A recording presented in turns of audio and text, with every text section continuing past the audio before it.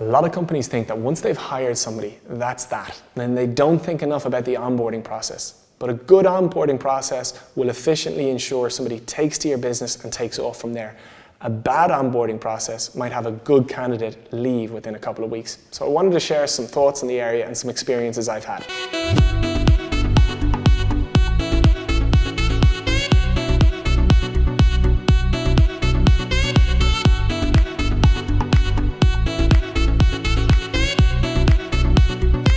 I wanted to talk about onboarding because for us as a business, it's something that I suppose we didn't put as much time into initially, and we suffered from the ill effects of that. And it's something that through that we've learned to really focus a lot of energy on, because for me, a good onboarding process ensures kind of the efficiency in terms of someone coming into your business and taking off from there. And a bad onboarding process can actually have somebody that's really good and could be really good for your business exiting early or not taking the work as quick as they should.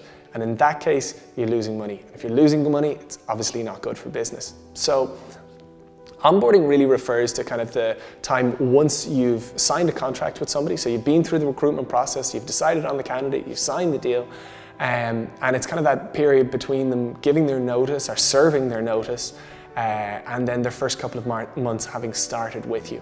And for me, I think it's something that not a lot of businesses put as much time as they should into it. They really need to have a kind of a structure or a template so that once that contract is signed, they kind of follow this procedure. And again, once the person is started, they follow it again to ensure productivity from there. So for us in our business, once a contract is signed, we send the candidate a mail. And it's a mail kind of giving a much deeper grasp into the kind of the culture and the norms for our business. So that's everything from this is what we wear in the office. This is the working structure of the business. This is a breakdown in terms of the service we give to clients. If a client comes in, this is how we handle them.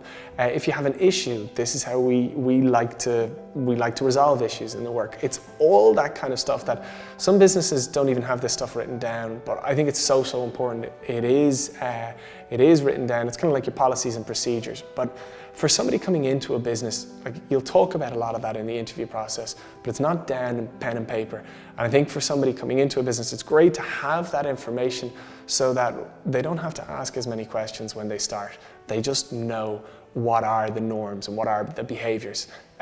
Similarly speaking, with regards to the role, we like to give the person a really good grasp of the role and some kind of background reading or some background courses that they can do online in their own time, that they're not absolutely essential. Like maybe somebody can come in and wing it, but they really help so that when that person starts, they have the background knowledge that they need. They're following the kind of influencers online that will be really good and thought-provoking and stimulating, so that again, they just have a much greater chance of success and success when it comes to hitting the ground running in the business.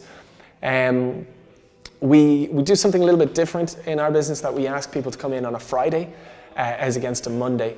The reason why we say a Friday is because in any business, the atmosphere is really different on a Friday. People are buzzy, people are positive, the weekend's coming up, there might be a couple of drinks after work.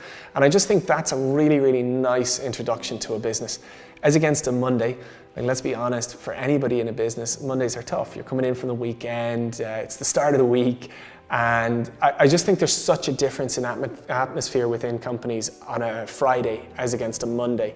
And so we like to have people come in on a Friday and kind of orientate themselves, get to grips, maybe have a couple of drinks with the team after work on a Friday, then go home, enjoy the weekends. And I just think on that basis, a Monday is much less threatening or much less scary. And it just pulls a lot of the anxiety away from starting. So anyway, when they come in on a Monday, we appoint two people to them.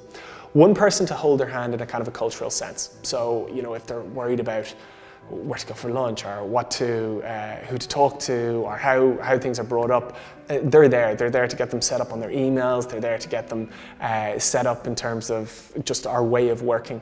And then we have a mentor when it comes to work. And we like to literally walk them through, so the person that's responsible for hand-holding will walk them through the kind of case studies and give them a real grasp of the work they'll be doing. That's in the morning. In the afternoon, we actually like to throw somebody straight into the deep end. I've found that the quicker you can get somebody stuck into the work that they'll be doing, provided the support and the backup and the security is there for them, the quicker they'll take to the work and the quicker they'll get some sense of enjoyment from it. I feel that when sometimes in businesses people protect their staff from getting stuck into the work, and they kind of give things a week or 2 weeks or 3 weeks before they actually start doing the work that they should be doing. And I think just people find themselves twiddling their thumbs a little bit, and yeah, I just don't think that's any good. I think it's really, really inefficient. So what we like to do that afternoon is give them a taster of the work they'll be doing. And that's watched over by whomever it is that we've appointed to mentor them. And so they're doing the work, but it's guarded by the person that's mentoring. So there's no liability with the client, and there's no real anxiety for the person because they're being watched over, they're being supported. But it gives them a real sense of, okay, this is the work I'm going to do on a small basis. Now, provided everything's going well, the next day we tweak that up again. And similarly speaking, again and again and again, until after a week or 10 days or 2 weeks, the person is pretty much fully immersed with the support, the security, the backup, all around them. But I feel that's a real big confidence booster from the very start, as against, as I was saying, that if that's dragged out, the person doesn't really get a sense of the work that they're doing or the business that they should be doing till a couple of weeks in. And I just think that's kind of a little bit boring, a little bit unstimulating, and a little bit inefficient. Now, after that, we're conscious that we actually nominate different people within the business to bring that person for lunch, because it's funny, but I think in those first couple of weeks, there's little things that can be really, really challenging. Like, for example, say if it's your first day in work and you don't have anybody to go for lunch with and you're kind of twiddling your thumbs, and that's a little bit scary. So, but if somebody goes for a one-on-one with you, you get to know them, you build a bit of a relationship, and I think it relaxes down. For me, the thing in that onboarding process is just actually the personal, cultural, environmental norms.